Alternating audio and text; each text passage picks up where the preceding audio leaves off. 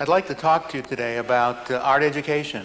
Indeed, I'd like to talk with you about arts education and why a culture, why a society, why education in Mexico should pay attention to the arts. After all, there are many things that are important in schools, and the arts are only one of a number competing for attention. First of all, what is it that we want to accomplish in working in the arts with youngsters? What's important to try to achieve? As I see it, there are really three things that matter most. One has to do with the development of mind, and I'll talk about that in a moment. A second has to do with matters of meaning, how things signify.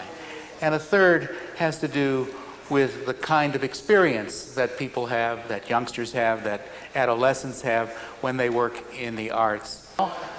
Children develop mental skills on the basis of what they have to practice, and that's where the arts come in, because the arts make it possible for students to work on certain kinds of problems that no other field makes possible. For example, giving children the opportunity to work on problems that don't have single correct answers. So much of what students study in school has one answer for every question, one solution for every problem. Consider, for example, learning to spell, or learning to punctuate, or learning to do arithmetic. Those tasks have correct answers. The teachers know the answers, and the students are supposed to acquire the skills to get the correct answer. Thinking is convergent, from the problem converging to the solution. In the arts, there isn't a single correct answer. There are many possible answers, and so the space is made available for children to think individually, to think about problems that they can solve in distinctive ways. The arts make it possible for children and adolescents to put their thumbprint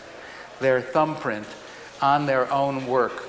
And that's very important because most of the large problems in life, most of the big things that we have to deal with in our lives as adults don't have simple, singular answers. There are multiple considerations. There are different ways to go about solving problems. So the arts provide a closer approximation to the kinds of problems life will make available to them than many of the subjects that we now teach. Take the business of putting things together, how it is that individuals who work on a painting or a poem or a dance or a piece of music make relationships between the qualities that they work with. A composer of music, for example, has to work with auditory qualities, how things sound, and he or she has to arrange those qualities to make music that signifies something that's important. A painter has to compose visual qualities that work together in a harmonious way. Now, when youngsters go to school, they also have to put things together, but they put things together according to rule, according to what's called an algorithm.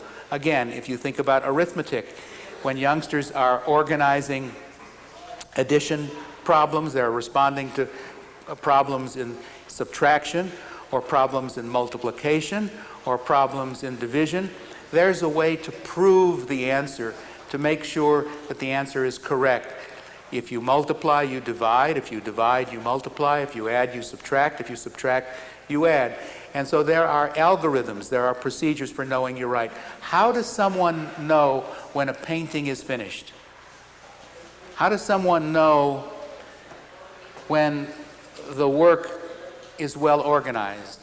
How does someone know what needs attention in a poem, in a painting, in a piece of sculpture, in a dance?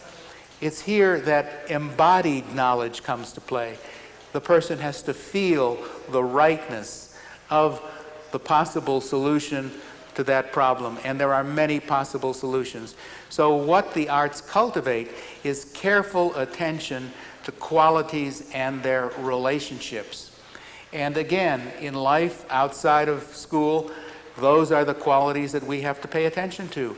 How we relate to people, the manner in which we say things, the way in which we arrange our homes, how we put ourselves together with our clothing. There are no rules. There are considerations. Those considerations depend upon body knowledge, on a sense of rightness.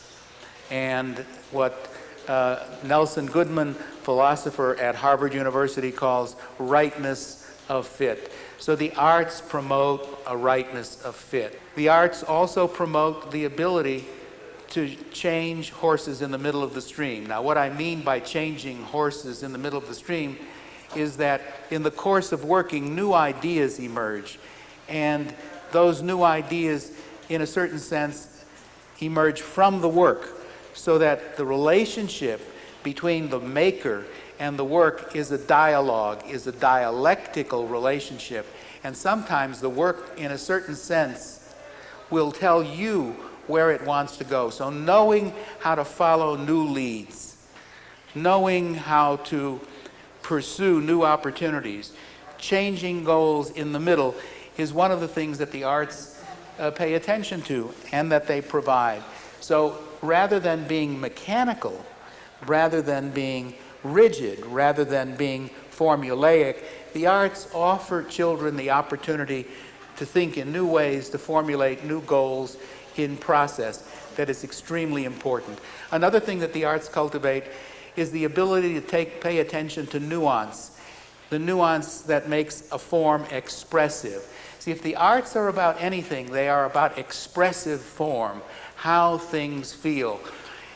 By creating a form that generates feeling, the artist communicates a certain attitude towards something. So if you look at the paintings of Diego Rivera or Rufino Tamayo, there's a certain kind of feeling, a certain kind of sense that it exudes.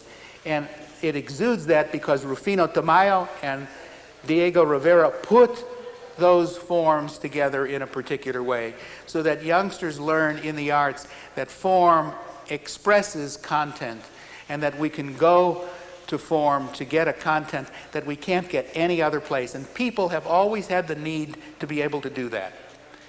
If you go to church, the church is choreographed. It's like a dance. If you go to look at the architecture, it has a certain kind of feel to it. If you go to and look at what people did when 9/11 struck in New York City, they made little cathedrals on the sidewalk to express their grief. We have a need to say things through the arts that we cannot say in literal form. So the arts are a major form of expression and a major form of appreciation. They cultivate the opportunity to say things that transcend the limits of literal language.